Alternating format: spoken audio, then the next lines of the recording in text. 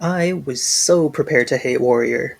The premise of an Asian that comes to America in the late 1870s to stand up against racism as inspired by the writings of the late and great Bruce Lee just feels like peak prestige TV bait in every way possible. This isn't to discredit or even ignore the idea of fellow people of color overcoming obstacles, especially in a starring role.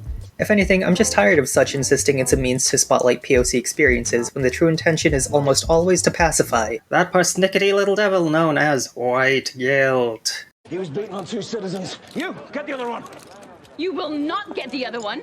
Jacob is my valet and he did nothing wrong. Racism solved, lads. You can go back to buying stamps or whatever modern crisis we still have in our hands. Oh wait, it's racism. The crisis is still racism. Whether it's rom-coms like The Big Sick or more blatant titles like 12 Years a Slave, there's just a lot of media that focus on racial identity with the ultimate villain being racism. I dig into it more, but this TikTok video regarding black pain says it pretty succinctly. So here's an opinion. I don't ever want to see another Black Pain movie. I don't want to see any more slave movies. I don't ever want to see any more civil rights dramas. I don't ever want to see any more hood movies. I don't ever want to see another movie where the main premise is being black is hard because bitch, I know. And it's so depressing when the only depictions you see of yourself in the mainstream media are people that look like you getting arrested or shot, or trying to overcome some struggle that's based on the way you both look. Now, of course I want to see black characters come face to face with challenges and triumph, but I want writers and directors to realize that black people can and do face more challenges than just being black in whatever time period. Basically, if the main villain of your story is racism, I'm good. Keep that shit, bitch. I'm tired of the story archetype not just because of the sheer amount getting churned out, but because of how the stories tend to simplify the complexities of racism, chalking it up to the handful of bad apples and how if you have enough spunky white allies and are willing to become a badass yourself, then your problem will just magically disappear. Further melding this archetype with kung fu movies of the 70s really adds an uncomfortable coat of broiness as well. You know the type. The kind of blatant shallow power fantasies passed off as prestige TV to justify their gratuitous amounts of sex and violence, only to not have much to say outside of selling Funko Pops when you strip it down to its essentials. And for the first two episodes, that's honestly what Warrior is. Assam has immigrated to San Francisco from China in the year 1878 in hopes of finding his long-lost sister, only to be met with comically racist Americans around every corner, and is left with no choice but to fight back. The first couple episodes come off exactly how I assumed they would, with this big emphasis on being able to fight your way through racism with your fists, and some very heavy-handed writing sensibilities. Your skin is not the reason you were arrested. I think you know that it is. Just like you know it's the reason they'll convict me. Which isn't inherently bad, but isn't handled the best either. From the get-go, Assam is the raddest baddest dude you've ever met. Not only can he stand his ground against impossible odds, but he's a ruggedly handsome Asian lad that's able to get the white girl as a romantic interest, which by pop culture rules is the highest honor any person of color can have.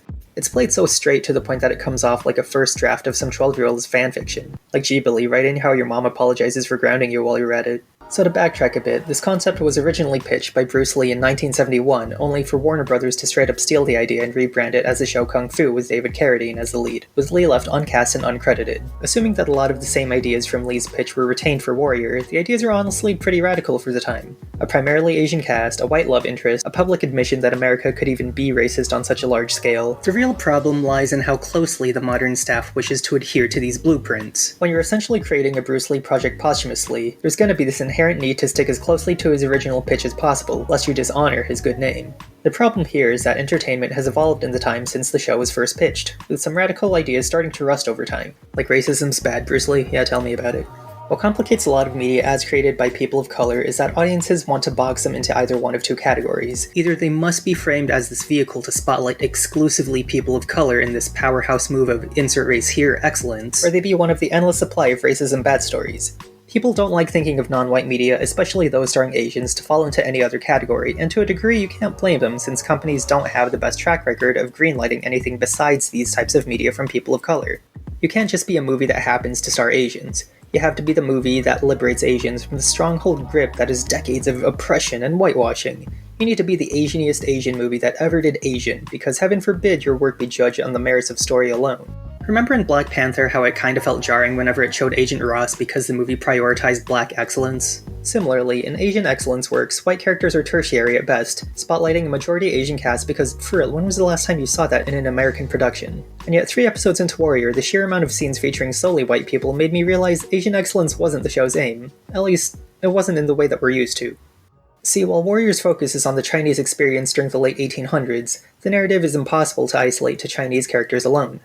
Besides the three rival gangs within Chinatown, our main cast is also met with the Irish mob, crooked cops, manipulated politicians, and most importantly, all these characters are fully realized people in their own right. They're not just cardboard cutouts of racism meant for our heroes to knock down, because racism doesn't exist that way in the real world, and Warrior aspires to dig deeper into why that is. Episode 5 serves as a standalone episode, with Assam and fellow Hop Way member Young Jun, and at first you think the episode's focus would be between them and a racist passenger on the stagecoach, but halfway into the episode, the racist is shot by a third party and a different plot emerges. Similarly, episode 7 ends on a cliffhanger with a Hop Way and Long Zitong prepared for this massive Chinatown brawl, only for episode 8 to finish the fight in a matter of minutes. Warrior is fully aware of the baggage and tropes that come with telling an Asian American story and is willing to say that they're not going to be as basic as anything preceding them. Fight scenes aren't just going to be these gratifying overly long spectacles, and racism isn't a simple case of the one bad apple to be defeated, but an entire system of seemingly unrelated laws and events spun into this messy web of messiness. With our white characters, it's more than just a personality trait or an oddly concise tragic backstory that explains their racism. It's the world they live in and the rules they've convinced themselves are right. Similarly, our Chinese characters are never framed as the simple heroes of our story, but rather the amoral characters that just so happen to be the series' focus. Like prestige TV before them, Warrior has fun delving into the moral gray areas that drive people to do what they end up doing, making a point not to applaud what they do, but to at least provide as much context for why they do it in the first place. While it's easy to idolize Assam as he slaps white people around, that same heroic energy begins to break down the more we learn about him, and how aimless he can be without anyone to fight for. Upon first landing in America, Assam's goal is to rescue his sister who has since become part of the Long Zitong. After showing his skill as a fighter though, he ends up being bought by rival Tong, the Hop Way, being literally branded to mark his newfound status as property to a gang he never sought out to begin with. By chance, Assam eventually does find his sister, though is dismayed to find that she's found comfort in her life among the Long Z, going as far as changing her name from Xiao Jing to Mai Ling. Losing sight of who to fight for, Assam willingly follows orders of the Hop Way, scrapping for the sake of protecting drug territory and gaining status. By the final 2 episodes of the season, Assam has become a trusted fighter representing the Hop Way in a fight to protect their turf only to lose, abandoned by the Tong that bought him and left aimless once more. The concept of identity is nothing new to Asian American stories, and if anything they're just as off-putting as racism bad stories because they simplify the plight of identity to a single word: honor. Once I deliver the Avatar to my father, he will welcome me home with honor. Dishonor! Dishonor on your whole family! Make a note of this. Dishonor on you! Dishonor on your cow! これは私の家族のために。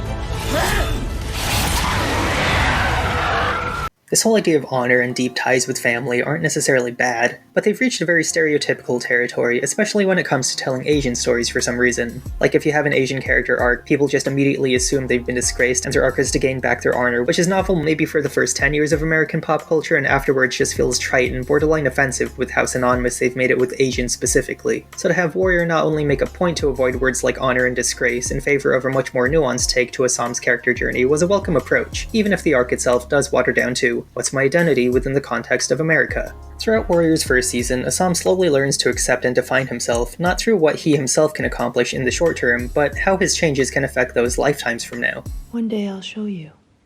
It's a fight you can't win. Of course we can't win, but we can inspire others. For what? You'll never belong here. No one belongs here. This is a country of foreigners. When he fails as a savior to his sister or champion to the Hop Way, it's because there was never a mutual understanding between himself and those he interacts with. He failed his sister because she never needed his help, and he failed the Hop Way because he never had an investment in their drug trades. Don't pretend this is about protecting me. This is about you, once again needing to prove to the world that you're the best. Assam frames his fighting as this noble duty he's thrust upon himself when, in truth, it's a justification for him to play the hero without having to think about the consequences of his actions, as long as he wins. So when he ends up losing come the finale, Assam and in turn we as the audience end up leaving this world of escapism and gangsters to just sit in the reality that that's not how it was for a majority of Chinese back then. We develop context and a deep understanding for these injustices instead of a cursory knowledge and thus become more better equipped to join the cause. A reason to fight that's not just a quick band-aid to a more global problem. As the season winds down, signs of the Chinese Exclusion Act getting passed become more and more apparent. And for those that need a refresher, the act itself lasts for 61 years, passed in 1882 and repealed in 1943. Seeing the main cast go from overly confident it won't get past to dangerously cautious as it begins to loom ever closer is but one of the many true-life wrinkles added to Warrior, and the overlap as we see Assam direct his talents to a greater cause that actually needs him just makes for great writing in general. Across the span of 10 episodes, we're able to see Assam's evolution from aimless drifter to fully realized fighter, someone that exists outside of the expectations of others in favor of fighting for something far greater. Warrior sets aside this sense of cultural duty in favor of telling a story on its own terms, and within the context of Asian American works, that's a pretty big deal. The show could have easily played it safe with a black and white sense of morality, and yet it goes out of its way to strive for something more, not because of this honor-bound sense of making Bruce Lee proud, but because it has something worthwhile to say.